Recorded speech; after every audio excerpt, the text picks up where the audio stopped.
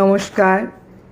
শ্রী শ্রী রাম ঠাকুরের বলা গল্প থেকে আজকের গল্প গোপালের সেবা। অনেক বছর আগের কথা। গ্রামের কোনো এক বাড়িতে থাকতেন এক বিধবা মহিলা। একার সংসার হলে কি হবে, তার ছিল অনেক কাজ। সেই সমস্ত কাজকর্ম সারতে অনেক বেলা হয়ে যেত।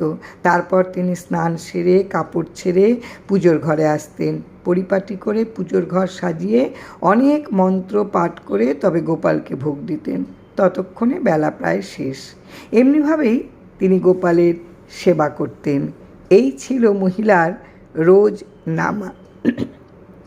একবার তো সেই মহিলার অনেক দূরে এক আত্মীয়ের বাড়ি যাওয়ার কথা, ফিরতে দেরি হবে। তাই বাধ্য হয়ে তিনি গোপালকে পাশের বাড়ির মহিলার কাছে দিয়ে বললেন, আমি কয়েকদিনের জন্য এক আত্মীয়ের বাড়ি যাব, আমার গোপালকে তোমার কাছে দিয়ে গেলাম, তুমি একটু দেখো, ফিরে এসে আবার নিয়ে যাব।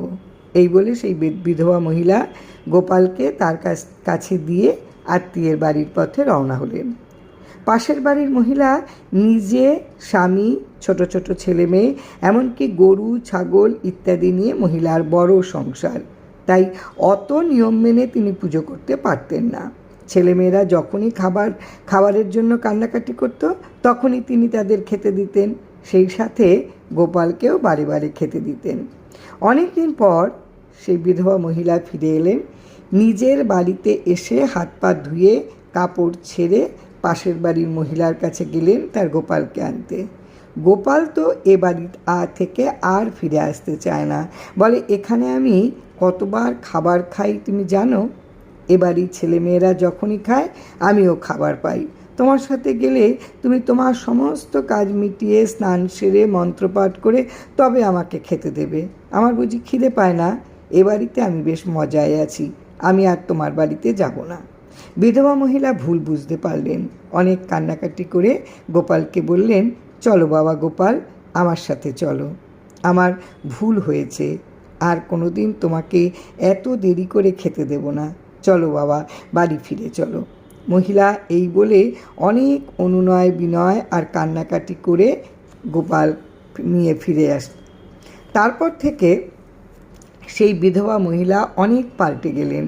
তিনি নিয়মকানুনের বাঁধনে নিজেকে আর বেঁধে না রেখে সারাদিন নিজের ছেলের মতন গোপালের সেবা করতে লাগলেন। এই প্রসঙ্গে শ্রী শ্রী ঠাকুর এই গল্পটা বলায় শিশুবালা দত্ত মহাশয়া, যিনি শুভময় দত্তের স্ত্রী, তিনি ঠাকুরকে বললেন যে, একদিন তো আপনি বলছেন আশ্রম হবে কৈবল্যধাম চট্টগ্রাম, সেখানে সবাই যাবে, তখন আমি ঠাকুরকে যদি বসাই আশ্রমে যাইতে তো অসুবিধে হবে। তখন ঠাকুর বলেছিলেন, তাতে অসুবিধে হয় না।